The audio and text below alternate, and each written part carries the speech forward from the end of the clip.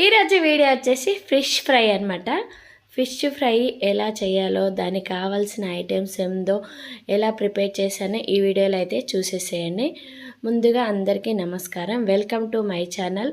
ఇంకా వీడియోలోకి అయితే వెళ్దాం పదండి. వీడియోలోకి వెళ్ళే ముందు వీడియోకి అయితే ఒక లైక్ ఇవ్వండి.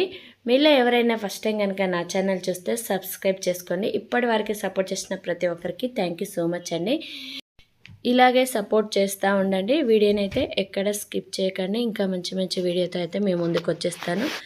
ఇంకా నేనైతే ఈ కేజీ ఫిష్ అయితే తీసుకున్నాను. 1 కిలో చేపలు తీసుకొని దాన్ని అయితే నీట్గా కడిగి ఒక హాఫ్ ముక్క నిమ్మకాయ పిండేసి మరోసారి నీట్గా కడిగి నీళ్ళన్నీ పోయిన తర్వాత ఇప్పుడైతే నేను కారం అయితే వేసుకున్నాను. మాకు టేస్ట్కి సరిపడా కారం మేమైతే వేసుకున్నాము. తర్వాత ఉప్పు అనమాట. మీరు ఎంత కారం తినగలుగుతారో అంత అనమాట. నేనైతే కేజీ ఫిష్కి అయితే ఒక 5 స్పూన్ల కారము, 4 స్పూన్ల ఉప్పు, హాఫ్ ముక్క నిమ్మకాయ రసం అయితే పిండేసి కొంచెం ఫిష్ మసాలా అయితే వేసాను. ఇంకా ఒకసారి కలుపుకొని కొంచెం పసుపు అయితే వేసుకున్నాను. కొంచెం అల్లం పేస్ట్ కూడా వేసాను, కానీ ఆ క్లిప్ అయితే తీయడం మర్చిపోయాను. మొత్తం ఇలా కలుపుకొని ఒక హాఫ్ అన్ అవర్ ఫ్రిడ్జ్లో పెట్టుకోవడం, లేదంటే బయట పెట్టేసుకొని మూత పెట్టేసుకోవాలన్నమాట. నేనైతే ఇక్కడ ఫిష్ ఫ్రైలో అయితే గరం మసాలా అయితే యూజ్ చేయట్లేదు.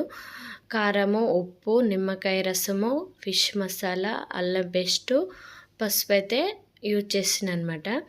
ఇంకా నెక్స్ట్ అయితే స్టవ్ ఆన్ చేసుకొని ప్యాన్ వేడైన తర్వాత ఆయిల్ వేసుకొని ఇంకా ఒక్కొక్క పీస్ 1, 2, 3 పీసులు వేసుకొని అలా స్లోగా సిమ్లో పెట్టేసి ఫ్రై అయితే చేస్తాను.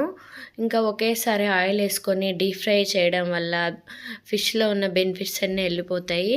ఇంకా దానికి ఉప్పు కారం కూడా మొత్తం వెళ్ళిపోతుంది అనమాట. టేస్ట్ అనేది కొంచెం తగ్గిపోతుంది. ఇలా చిన్నగా పెట్టుకొని క్రిస్పీగా ఫ్రై చేసుకోవడం వల్ల టేస్ట్ అనేది సూపర్గా ఉంటుంది, మంచిగా ఫ్రై అయిపోతుంది అనమాట. స్మెల్ అయితే గుమగుమలాడుతుందనమాట. ఇంకా ఇలా ఫిష్ ఫ్రై చేయడం వల్ల తినని వాళ్ళు కూడా తింటారనమాట. టేస్ట్ అయితే అలా ఉంటుంది. ఇంకా నా స్టైల్లో అయితే నేను ఇలా చేశాను. మీరు కూడా ట్రై చేయండి. ఎలా వచ్చిందో కామెంట్ చేయండి. మీరు ఎలా ఫిష్ ఫ్రై చేస్తారో, మీ పద్ధతి ఎలా ఉంటుందో కామెంట్ బాక్స్లో కామెంట్ చేయండి. నేను కూడా ట్రై చేస్తాను. చూసారు కదా, మొత్తానికైతే ఫిష్ ఫ్రై అయితే కంప్లీట్ అయిపోయింది. ఇంకా కొంచెం ఆనియన్, నిమ్మకాయ పిండుకొని తింటే టేస్ట్ అయితే సూపర్ అంటే సూపర్ ఉంటుంది.